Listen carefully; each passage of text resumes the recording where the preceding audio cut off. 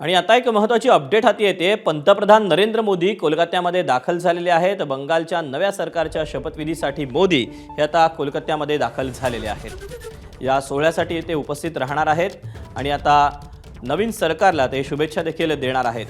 पहिल्यांदाच बंगालमध्ये पश्चिम बंगालमध्ये भाजपचं सरकार हे पूर्ण बहुमतामध्ये आलेलं आहे। अभूतपूर्व यश असं बंगालमध्ये भाजपला मिळालेलं आहे आणि याच सरकारच्या आता शपथविधीसाठी पंतप्रधान नरेंद्र मोदी यांचं जे विमान आहे ते लँड झालेलं आहे आणि थोड्याच वेळामध्ये आता या सोहळ्याला देखील सुरुवात होणार आहे आणि याच सोहळ्यासाठी नव्या सरकारच्या शपथविधीसाठी पंतप्रधान नरेंद्र मोदी बंगालमध्ये पोहोचलेले आहेत।